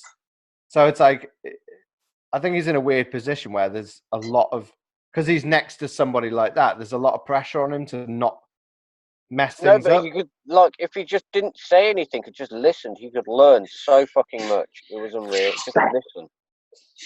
The amount you could learn off a guy from Yosho Factory is insane. Yeah. Oh, yeah, Aka-chan's amazing. I watch Samit so I can see what's happening at Yasho because I love Aka-chan. Yeah, I don't watch like it just came up. I watched Samit stuff when he was in Japan, and Adam Jay-Z went out there, and I watched that video. Yeah, I watched that video because it's cool. But yeah, so obviously, like in my home, like when you just open YouTube, it comes up as recommended. I watched it. It's like, yeah, guys, this guy made these knuckles. This is what you want when you first start drifting. Like, no, you don't. You really don't. You don't want that. You want a diff, a bucket seat, and an exhaust. Yeah, literally the first thing. Bucket seat. Bucket seat. I'd say that's a good fucking show. Diff, bucket seat, exhaust. Exhaust is important as well. Most underrated fucking thing as a fucking bucket seat. Like, oh fuck yeah! The first drift day I ever went to with Ali, off of EJ9, off of STL, off that of Jimmy fucking style. bricks, fuck man. That it had it came with a bride. What did it come with? Bricks recliner. Either way, it might as well have been a stock seat, right? Because he did like one drift and immediately he was sat in my lap. Like immediately he was staring like this. Saul, do you remember when you gave me your car at STL and I had to I couldn't fit in it, so I had to pack the seat up so I was on top of the seat, and I'd enter the corner in the seat and then I'd leave the corner, sat on the tunnel. I was like, this isn't fun anymore. Big boy seats. I think, like, what I'm trying to do at the minute though with Drift Crash really is to show people that they don't have to, because like my S15 is a prime example. When I got that, it was like basically a stock engine that wasn't really mapped properly, even though it had a Link ECU. It had Wisefab on it, had no anti-roll bars on it, and a welded diff. Mate had painted it. It was like a nice, like it was silver, and it needed. And he could cut the boot out for no reason. Yeah, for literally no reason. But like, no reason. He's doing that because like he's looking at the drift cars, like who's the top level, who's driving real good. And what we see over here is, guys like the Shanahans, Dwayne McKeever, James Dean, all these guys, like, and again, they're all amazing drivers. They've all got incredible cars, but what they're doing is so far away from what people new to the sport need, or what people at like street level need. Like you don't need Wisefab to drive on the street. It's awful on the street. Some fucking street cars have it. I've seen them. Yeah, but it's amazing as a competition tool. If you're doing something like IDC or Drift Masters, where that's the style of competition. Yeah. But like for going like dicking about on the roads and like going to a few drift days, it's like horrendous. Like, and it's a lot of money. I mean, the GT86 kit, I had a look at it, and it's $4,500 just for like knuckles and arms. Like that's crazy. Like, I mean, that's more than some GT86s now. You can get them on eBay for sub $5,000. A crash damage ones. Yeah. The company I know, they buy them and repair them and put them back out with turbo kits. It's crazy. You can go now, like Drift or Die, do knuckles. Carson will do your set of knuckles. There's a load of sort of like options to do. Remember Super Clarky knuckles? That's what I run on my car. That's what it's been on there for way ahead years. of its time. Like that setup is dated now. Like you probably want to update the knuckle that you're using just because of time's moved on. Which I have done. Yeah. To destroy boys. So exactly. So destroy boys. How much are they? Like just out of interest, just so we got it out there. 300 quid. 300 quid. For the knuckles, yeah. That's massively affordable. Yeah, they are. I think it's 350 off the top of my head. For a brand new knuckle. They're 300 quid. They give you good angle, good feedback. Handmade, gang. Yeah. So, and then you run a stock arm, and you run like a stock traction link, and you just put in a camber and tow arm, and that's like a tension rod. Like that's all you need. You don't need to spend loads and loads and loads and loads of money because it's like, what are you gaining? You're not gaining fun from it. You just all you need to buy is as many spaces as you can fit under the front arch. Yep. 17 by 9 minus 55. That's where we're at. By the GK Tech multi fucking lay on spacer thing, the big fucking I just kept on stacking. I just kept on stacking 25mm spacers until I got it where I needed it.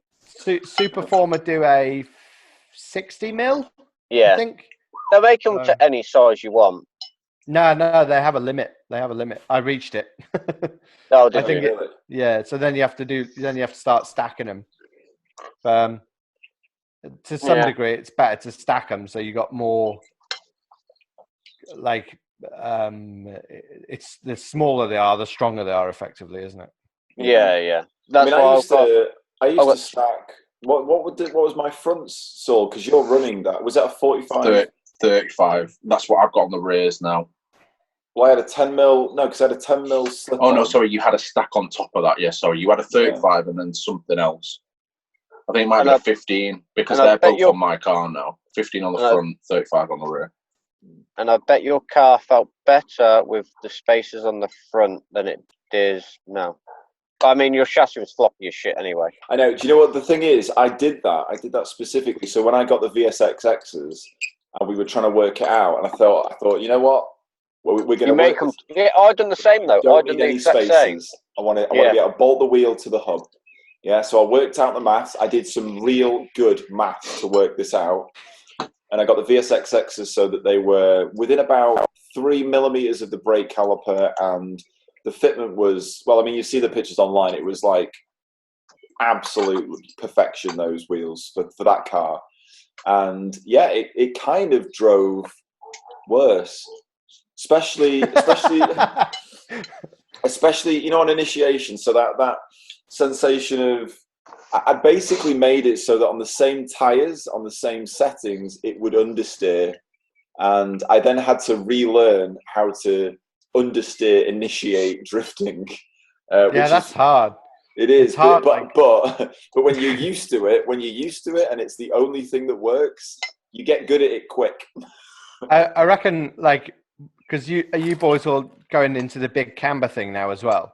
I think Danny, you've gone for a lot of front camber now as well, haven't you? Yeah, I've always had at least. It hasn't been lower than or higher than 8 degrees, so I've always had quite a lot. I'm going to be near a 10 now, though.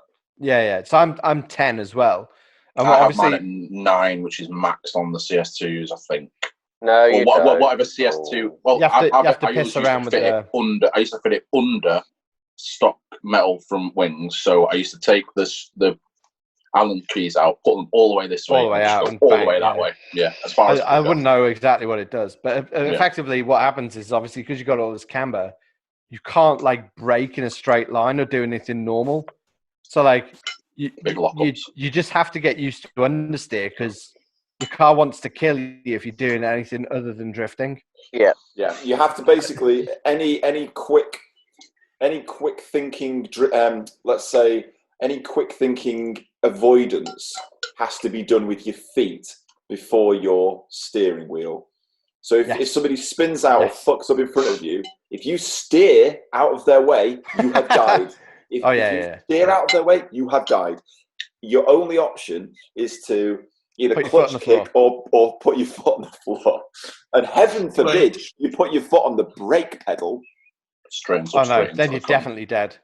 You've died. In my car, how little the steering is used, because remember when I hit your wheel, Mitto, and you couldn't even feel it, and I finished the rest of the lap down the straight before it went wobbly. Yeah, before you actually needed it again, it was like, oh, that wheel isn't attached anymore. That was quite funny, to be fair. But that's another point about wheels. It's like you're on about your wheels, Alex. What happens if someone hits your wheels? We order a new one from work and wait 6 months for it. Exactly. You need to just be able to laugh or hammer it straight and just carry on. There's videos of me hammering many work wheels straight. I'll tell you now, the VSXXs, right? Lifts is bendy. They take some shit, them wheels. But I'll tell you now, I have moved cars out of my way with those wheels, and they never ever missed a beat. Like there was a dude. God, where was it? Was it Three Sisters or was it Teesside? A guy who'd completely fucked the initiation up, and you know, one of those occasions where you actually could have done more to avoid the situation from getting worse, but you don't, because you're almost like, fuck you cunt.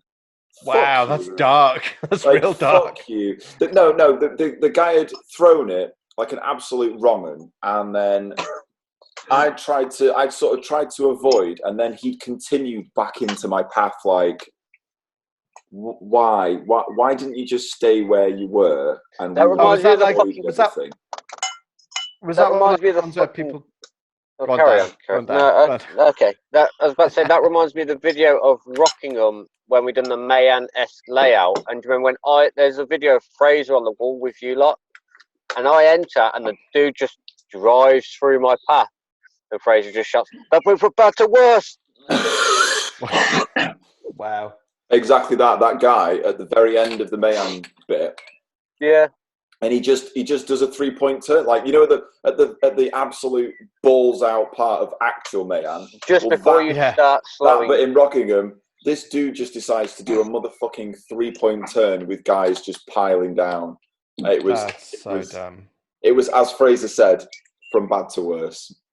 There is a rumor, by the way, that obviously one good thing that may happen from all this bullshit about being stuck in our houses is that Rockingham may return for a limited amount of time. Who told you that? Don't get our hopes up, Mitto. It's gone. It's dead. It's gone. It's dead. It's dead. Even if it officially came back, or even in an unofficial capacity came back, to me, it's fucking dead. Because every time I can see the little sparkle of optimism.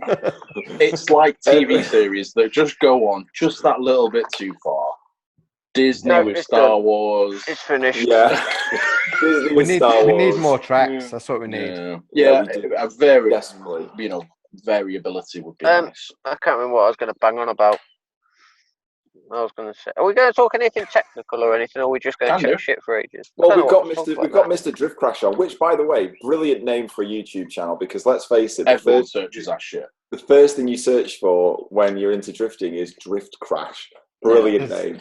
There's various other things coming. Mitto promises for the next episode of Drift Crash he's going to stay on topic of what he's fucking talking about. He is not going to lose himself in the music. The trouble is, right, is like you it's about changing the mentality towards it before you start just talking numbers and stuff that you can't talk numbers because people will take it as gospel and won't do their own calculation. Exactly. Yeah. The other thing the other thing that happens is you give the numbers and people go, "Oh, well, mine are a bit like that," and it's like, but a bit like that is not that. It's not the same. 9 is not 10. You know what I mean? The easiest way of doing your damper and checking the stroke on it, well, after you've measured your full stroke, is just when you want to set your damper preload, just put a cable tie around it. I mean, you can do that. Easiest way. You don't have to, you just put the cable tie on it, you fucking pull it back on the car, you lower it, and then you just jack it back up. The cable tie moved that far. That's where my damper's sitting. But then I wouldn't have a funny anecdote. I needed to be able to do something silly with the damper. Oh, he's a YouTuber now. He's a fucking YouTuber now, guys. Guys, he's a YouTuber. He's got to drag everything over a fucking season. Maybe a season. It's going to be 2022 and Mitto's going to bring out a fucking video of finalising dampers. Yeah, and we'll buy it. But I talked to Shane and we have a lot of quite serious conversations about how to kind of proceed with explaining all of this stuff to people, and I think very much we're adopting that Japanese kind of stop messing with it, just leave it alone, just go and drive, you'll get better. But that's in 98% of that I fully agree with. Don't mess with it, leave it. But then nobody progresses or has an understanding of what their components are actually doing. The people in this chat now have a lot of mechanical knowledge and understanding on how that's a stretch. I mean, you all know how different components do different things and how they'll act differently in different positions, yada, yada, yada. And a lot of people who are watching it into drifting, there's a lot of them that enjoy drifting but don't have that knowledge. So they don't actually know what their components are doing or how it should be set. Or not how it should be set, but at least a baseline. Because a baseline, just go back to the whole damper coilover thing, a baseline on any coilover that comes out of the box is pretty much your damper is set at 0. It's just it's at the centre of the stroke. Yeah, it's just at centre of the stroke, so it's just got to float either way. And for the style of driving that people say they love and enjoy watching, is not the way to set a damper up at all. No, I mean, I've fucked it up millions of times. Like, I've played with racking my brain. When you rack your brain around that spring preload and damper preload are two totally fucking different things. So you can say you've got 10 mil of spring preload, but that means absolutely fuck all when it comes to the damper. It's doesn't relative, matter. isn't it? Yeah. Because like, oh yeah, and then you've got a lot of mentality of people say you can't put preload on the spring because you're then up in the spring rates, but you're not on a linear spring. If you're running a 9k spring, it's just supporting more weight. Yeah, that spring is still going to move 9 kilograms per millimeter, no matter where you put that in its compression stroke. As long as it's still got compression, it's still going to move 9 kilograms per millimeter. No, yeah, 1 mil for. And on next week's Drift Crash. But that's like we know this stuff, right? And the thing is, you're in deep, so like getting the point across to people that aren't, like, you're building cars from the ground up, Dan, and like most people aren't doing that. You're a tiny percentage of the people that are trying to come drifting, and they look at it and go, I need WiseFab because that's what XYZ sells, you know. So what they need to, like what I need to get out there is that, right, if you do this is what you want it to do, and that's it. Yeah. Like, you don't need to know any of the other shit. It needs to be as basic as possible so that it makes drifting achievable for everybody. The funniest thing is watching people put WiseFab on their car or any of them big angle kits. They've bought this big angle kit from whoever's ever done it. But then they're like, oh yeah, but now the front end's doing this, so what I'd need is semi-slicks, or you need a really aggressive, like Max Sports. If you look along the BBC grid, every front tyre is Max Sport. But that's only because they don't understand how they originally should be setting the car up. So they're compensating for the lack of setup in a fucking really grippy rally tyre on the front. I don't necessarily think that's a fair statement. I think I do. So I think that type of setup lends itself to having a very grippy front tire, and that's why they do it, because they're driving, they're overpowering the rear axle, driving off the steering, and not driving from the rear axle pushing the front. So, like, because they work in different ways, you need a grippier tire for it to work. It's a completely different driving style, and I can completely understand why you would want to do that if your mentality was competitive drifting. I think that's something that I personally, I'm much more focused myself on enjoying myself and enjoying myself with my friends. That sounds sort of homoerotic, but but if all your mates are on WiseFab, then that's the thing to do. So, I find the car on them kind of. I'll keep fucking just jumping in, don't I? I don't even. Yeah, do it. I'm just fucking ignoring people. Oh no, let me talk. I find cars like that don't actually drift, if that's a thing. They more pivot on the front axle. The car pivots. It's a different movement by the way it looks. Totally different to how. The rotational axis is in a different position. Yeah.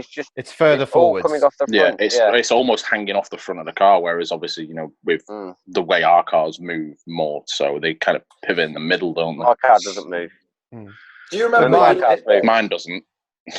Mine gets pushed around the unit. Do you remember? Yeah, it does at the moment. Do you remember years ago? And it was a video of my car at Silverstone on a practice day. And my car was blue at the time, and no, because I didn't know you. But carry on. No, but my point is, it's only you that remembers this. The car looked like it pivoted perfectly in the middle, and that was a day that I turned up with a set of coilovers out the box. Didn't do anything with it. The car drove terribly.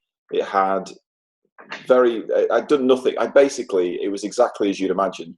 Turned up with. It was 2011, so I knew fuck all as well. And I turned up and just hoped for the best, and it was everything out of the box, coilovers, knuckles, everything was just, nothing had been set up, and the car drove very, very badly. But the one thing I do remember specifically about that day was that the car moved weirdly, and it never moved like that again, because after that I then had it set up properly. But all the videos from the outside, it physically looks like the car is pivoting in the middle in a really, really, really weird way. Like the front is almost moving separately to the back, and I never ever got to the bottom of how or why that was like that. And it never drove like that ever again either, which was kind of weird. But I'm kind of glad it didn't, because it was fucking awful. I got my BDC Pro, mate. It was a licensing day, and I got my Pro. The thing is, like, this is. Mate, did I tell you that I won the BDC in my Pro license? I'm a Pro. 2013. Won the BDC. Instructors won it. What do I go from here? Skid Row won it. Callers for you. Won it. Skid Row. It was Carlos for you. Pro. I would, Callers for you. Skid Row heart. BDC license. Pro. Ignoring those idiots and going on that rotational thing, so I can get like something useful out of it. Is actually, if you're setting your car up, talk to somebody who's like really good at RC drifting. There's not that many people who are that good at it. Their Dan ability to, Dan Chapman would be a good one, because he's a driver as well, so he's got that crossover. But I messaged him thinking that like RC cars were like £5 and you picked them up from like Toys R Us or something. And they started telling me how much. I was like, oh my god! My chassis, just the chassis, was $3,000. Like, it's ridiculous. That's more than my 14 cost me in 2012. But it was my day job as well, so. Like, the point is that those guys can recognize what your vehicle is doing. Alex is dead. Bye, Alex. It's not SR20. I now understand why all of the guys who buy RC liveries from us are so fucking neurotic. And it's because they're basically spending S-body money. Oh, you know the body shells for them? Like, some of them are like, you can spend a couple of £100 on a body. Just on the body. It's due to, like, if you bump into them, they get real pissed off, because it's like they spent a lot of money on it. Anyway, like, so the guy who's my spotter, a guy called Matt Tunks, he's my spotter for when I go and compete. And he's like, every time I have a feeling in the car, I go to him and I say, what do you think? And he recognizes instantly the same problem with the car. There's no delay in it. There's no thinking. It's just like, this is the problem. This is what you need to do. And he just knows right away. And he can. Does he say it's the driver? A lot of the time, yes. But if you're setting your car up, they are the dudes. Like, call Matt up, get him to come and watch you driving, and get him to tell you about what your car's doing and about your damper timing. Like, damper timing is a massive thing that we don't use in like, you know, full size cars at all. Like, it's because obviously when your damper compresses, the spring compresses to a certain point, and then it wants to rebound. You know, because it's got a metal memory. Like, it gets to a polar moment, and then it's no longer compressing. The spring is like, nah, not doing this anymore. I'm rebounding. Like, I'm going to force the weight back. So, like, timing that moment in the damping is like, we're on about Tobashi, that forward snapping. So that power from the spring is all about that polar moment of the spring, like on its compression and that rebound. It's about controlling the polar moment. RC guys can see that, like, looking at it instead of like having to measure it or be in the car. It's a massive advantage. That was deep, wasn't it? Yeah, surely the spring is just there to support the weight of the car, though. It's the damper that does everything. It is, but you've got a limited amount of weight you can apply to that spring. So at some point, the spring just, you can't put the entire, 1.2 tons on one spring, can you? Yes, you can. Don't talk about when I sit inside my car. One wheeling. Just straight wheelers everywhere. Just put loads of gym weights in each corner, and don't strap them to anything. Put loads of gym weights in the car and don't strap them to anything. And then the motion of the vehicle will send them to that side of the car. Daniel, you are being facetious. And then we add weight that way. I tried to buy some Swift springs because you'd basically convinced me from your videos, Matthew, that I needed them. We don't need them; they're just very helpful. And well, no, I spoke to Dan as well, and it did make a lot of sense. I have for the first time in 7 years replaced my CS2s with CS2. Exciting. Because I thought if they can do 7 years of, I mean, I've been I've not treated them well. I've treated them very, very badly. But if they could manage 7 years, then I'll probably do with having a new set. And I went for literally stock settings. 9 and 7 springs. 9 and 7 springs. Not Swift, because they were £500. They were £500. I never said they were cheap. I just said they were good. No. I was tempted. What's that? What happened there? Did Danny say something? Danny said something. We're shocked. Danny exploded. No, he didn't. Danny. Say it again, Danny. What? Is everyone on CS2s except for me? Yes, I'm on CS2s, and you're the one who appears to have more grip than everyone else, so fuck you. Yeah. The one I want to be on is actually stance. It's because they work in a different way. Are we supposed to pretend that stance and CS2 are not the same at all? No, stance and HSD. Stance and HSD. They're not. Despite they're not looking identical. I mean, they're all going to look fairly similar, aren't they? It's like saying we've all got the same S15, but they look exactly the same. We haven't got the same S15. Yours does fucking wheelers. It's really high. You can fit saurines in your arches. It doesn't do wheelies yet. It will. You need to go fucking down and finish your car.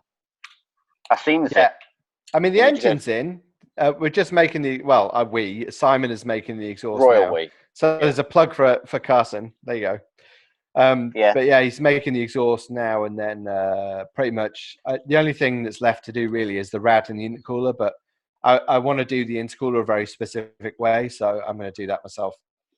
Let me guess how you're going to do the intercooler. It's going to go back on the front. You're not going to run it close to the radiator anymore, because that's gay. And then what you're going to do is you're going to flip it upside down so the pipe works out the way and slightly shorter, and then you're going to duct it. Yes. There we go. Okay, cool. Effectively. Yeah. But I just don't want to do it myself, so I've actually done something. Yeah, you can say I built this vehicle. Yeah, I can claim it then. The problem is we've been over this before, like in just phone calls and stuff, is the situation of the world, kind of when your car is at a garage with other people there, it's made it very difficult, especially when it's not a 10-minute drive down the road either. So you've got to drive an hour to go get your car to work on your car. It's in traffic. It can be up to 2 hours there and then 2 hours back. And I do that 5 days a week. Yeah, it's not a situation you want to be in right now. So it's, No. I mean, things are getting easier and to do stuff. I really want to go back to riding motocross again, only because I've started to open motocross tracks so I can go do fun things. And then give up drifting because it's stupid and really expensive and there's nowhere to do it. No, well, I gave up motocross and started drifting. Rebuilding 2-stroke fucking motocross bikes. That ain't fucking fun. But Dan, the same reason all of us gave up doing things like skateboarding, BMXing, and motocross. Yeah. The same reason we all gave up that shit is because it hurts. We're getting old. Oh, we're getting old. We're getting old. The worst thing that happens is in drifting is you might get a bit of a shunt and you might have a bit of a bad neck for a bit. Whereas if you were skating, neck. Oh God, that was a pain. You're not still moaning about that, are you? I didn't wear my harnesses correctly, so it fucking hurt. When are we going back to Pembrey? We're never ever going back to Pembrey. They do a Pembrey weekend, don't they? Like if we can go on the real circuit, I'm down. Yeah. Yeah, but you fixed your car, so you know. Yeah, I'm game. Danny's game. It cost like £2,000. Oh, really? Yeah, he didn't fix it. He had to pay someone else to fix it because it was bad. It's a good track, though. It's a fun track. Basically, what happened is I crashed. I cried a little bit, and then I phoned Huxley. I was like, I boo-booed my car. Can I drop it off on the way home? And he's like, yeah, okay. He's like, oh, that is bent. Okay, cool. So I paid Huxley, and he straightened the whole front end out. The whole front end was it's still a little bent now. I want to take the cage from where it is now into the strut towers because they're now weak from pulling the car straight. Yeah, that happens. I once watched Shane from Stacked. He had a car for the mountains. I mean the track. And the mountain track. Yeah. So what he did was he got the mountain track. So it's loosely translated in Japanese. He got a forklift truck and wedged it up against the car, and then put a tow strap around the chassis leg, attached that to the back of his. I think he had a G35 on 20-inch wheels or something, and it just basically just launched it and just kept banging it till it sort of looked straight. Doing. That'll do. By the time we'd arrived at the circuit, it was bent again. So it was completely just a pointless exercise. That's the same as when I'd done the quarter on this. I strapped it to an A-frame and a Pajero, and literally had a welded plates to it with eye bolts in. Welded plates to the quarter with eye bolts in.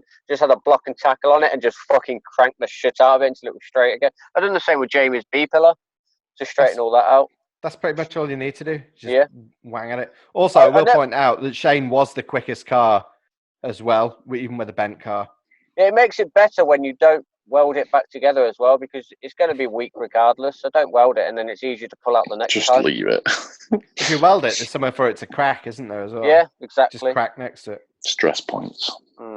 Just leave it. Do we think that, we were talking about, Wise Fab and how people that are now getting into drifting, they seem to be towing more down the line of competition cars. Do we think that's now because, S-bodies have gained such a price point that it's pricing a lot of people out of the market? Like when we started drifting, we were buying cars for nothing. I think it's simply because nobody tells them otherwise.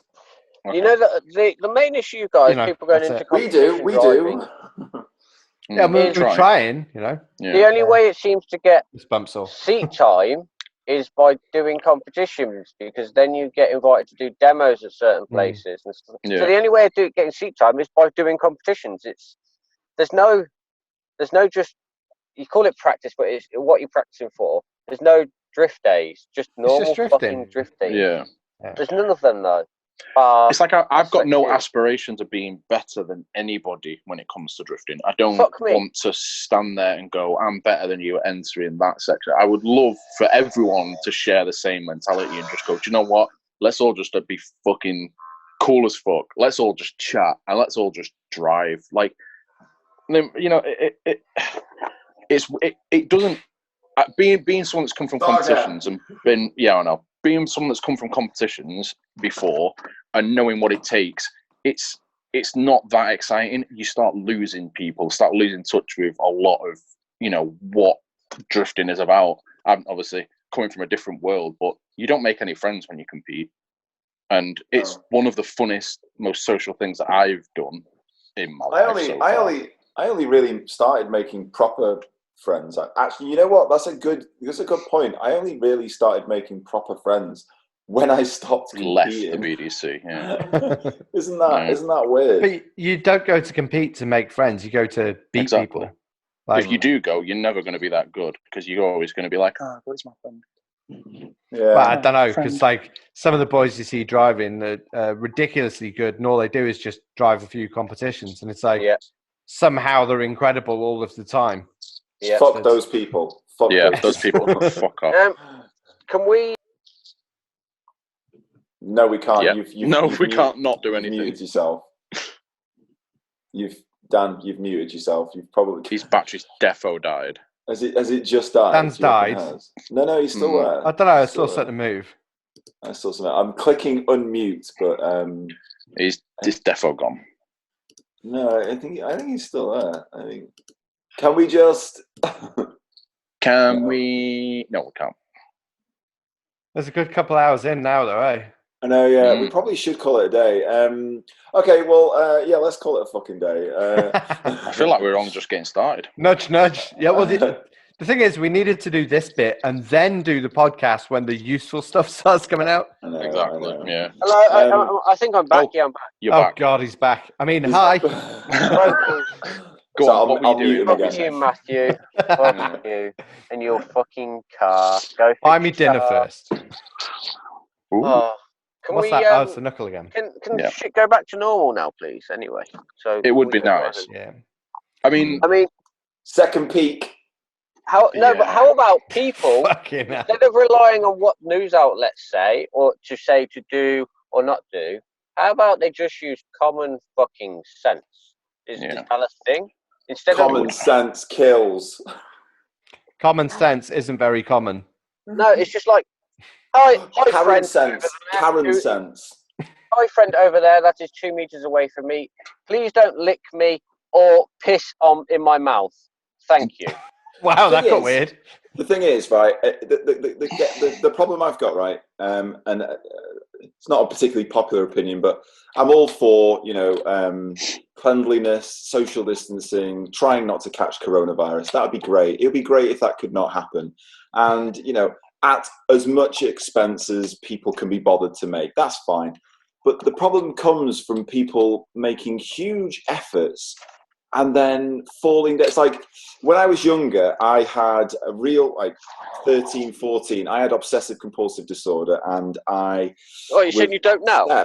I was obsessed with cleanliness. So you were constantly, or I was constantly obsessed with being clean and having clean hands and making sure surfaces were clean. So I look at what's happening now, and I'm obviously not like that now, but I certainly remember what it felt like to be obsessed about cleanliness. And I look at how crap people are with it. They'll put all this effort into hand sanitizers and masks and not touching certain things or touching certain things in specific ways or whatever. And I look at it and I'm like, but you fucked it all up because you've all touched the same door handle without a glove or whatever, or and it just renders every effort, everything that somebody's doing, it renders it all pointless. And I just think, well, if you're not going to bother to be either the absolute nth degree of obsessive compulsive disorder, or just fuck it off completely and just be lackadaisical and start licking each complacent, then really. You either have to. I heard none of that. Yeah, I think Alex is just going on a cleanliness rant. Oh, okay. Telling everyone to wash their hands. I'm just saying. No, I'm basically saying that nobody is and nobody will, and I don't, and I don't think anyone could ever be the way it would need to be for any of this to have made sense. Yeah. I don't feel like anyone can be as clean as the most inwardly thinking, obsessive compulsive disordered person can possibly make cleanliness. That it could never be as good as that, and therefore it renders most of what people attempt to do completely fucking useless. Do we think we're going to go back to drifting at all this year, or do you think it's going to be... No, should do. Yeah, I think it'll all come out again. within the next 2 or 3 weeks. We'll find out what's actually going to happen. So. Yeah, it'll just be no spectators, shit like that. I'm fine with that. Yeah, literally. I think it needs to be that, and I've actually vocalized that to certain people and just said, look, if it's not done that way, it's not something I'm interested in, because we all got to look out for each other at the end of the day. It's the way I see it is this: it's a small, even if we have to lose this year, it's a small price to pay for all the other ones that we're going to get after it. You're just fucking scared of BDC. Yeah, that's it. I tell you what, I am now, because all the Irish boys are like, oh well, we can't really go to Drift Masters anymore, so we'll all just come and do BDC. And I'm like, oh great, I'm completely fucked. Yeah, exactly. Cheers, lads. Wasn't there a thing about them? I may be making this up, but I'm sure I've seen Dwayne say it. But Dwayne's car was illegal for BDC last year. Yeah, the bulkheads moved. Yeah, that's awkward. Well, I it don't was know. illegal, I don't care. but it still managed to. Let's be real here. The podcast we did with Matt and Adam. Nobody gives a shit. It was basically them saying that, oh yeah, you get a buy through anyway. Basically, yeah, it was them telling me to go and do BDC. Basically, that was it. And me saying my I think you should. I think we should all heckle Dan till he does it. No, I can't be bothered. Scared. He's got the fear. He's got the fear. I like competitions. I think they're fun. Yeah, they are fun. They are fun. I just literally provided you're having fun. It's fun. I will go and do BDC if they let me drive for free. That is the most bitch thing I've ever heard you say. Yeah. Because I can't afford this shit. Yeah. I can't afford it. Yeah, fair enough. Like, imagine if F1 worked this way. No, it's not that. Give me a shot. Do you just do a podcast and go, yeah, I'll do this year's F1 this F1 season if they fucking Bernie, if you're listening, get me in.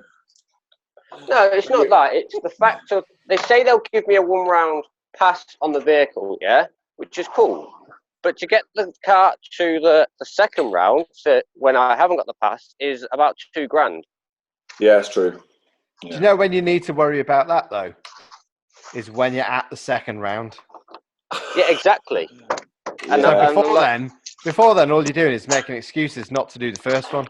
So if you do the first one, then worry about all the other shit later.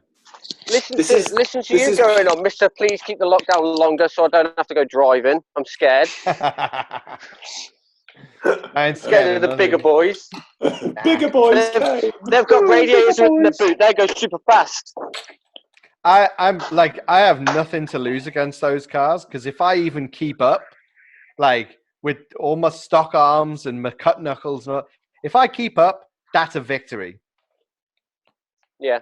That's it. Like all they have to do is keep up. If I, keeping up with a 600, 700, 800, 900 horsepower race car. Like, no, if you can't beat them, just crash into them. I mean, if you want to do that, I'll definitely watch.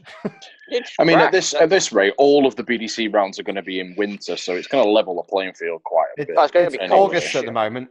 Yeah. So hopefully you get one sunny round. Well, Drift Cook's July.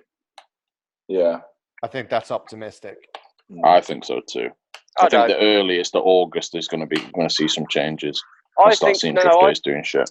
I think the whole lockdown thing, it's obviously my own personal opinion about it. It's gone more from being about welfare and more about political. That's about I don't money, want to get deep into it. Well, yeah, of course. This is not a drifting podcast anymore.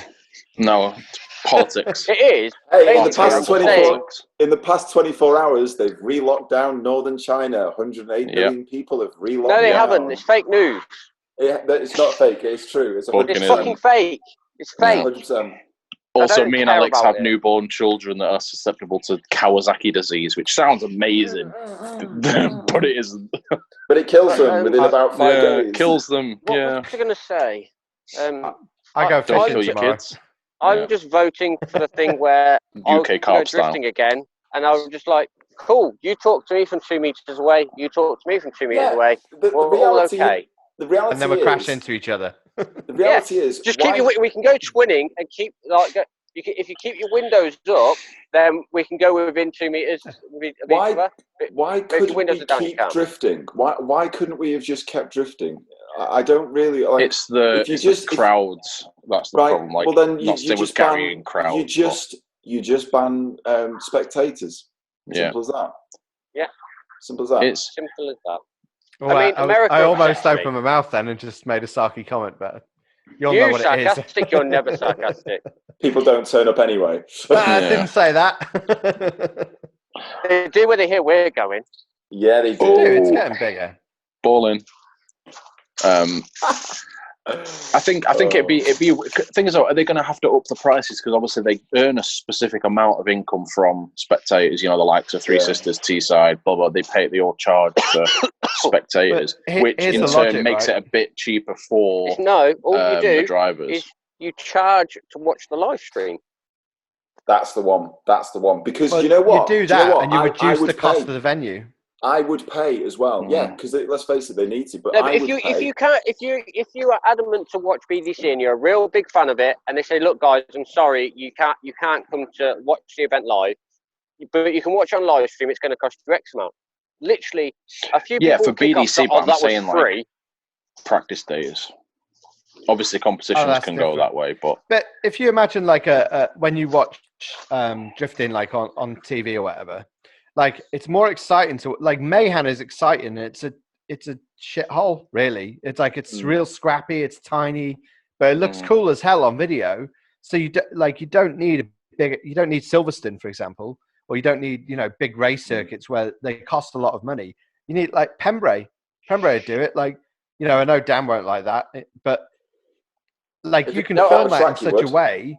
You can film it in such a way so it looks cool, though, can't you? So it looks like a mountain road or whatever the hell it is. Yeah. So you can like chip the budget that way, so you can make your venues cheap, and then your output real good. That's needed to have been done for a very, very long time, though. That's the thing. I think so. Yeah. It's needed. That's something that's definitely needed to have happened for a very, very long time. One thing that would be nice to see come out of this is that maybe some more tracks around the UK, specifically karting tracks like Three Sisters, and we know there are fucking hundreds of them, need more money, and the fact that they may be more open to even hosting just BDC events. Or we're going to go bankrupt. We're going to have to let the drifters in. Yeah, well, fuck it. I mean, if they're going to say if they need like a couple of grand for a weekend, they could quite easily private hire out to the BDC or to Drift Cup, open up new venues, and then they still go, you know what, these guys aren't so bad. They're not so wanky as we thought. We'll start maybe opening up our own events and start doing a few bits. So, can we?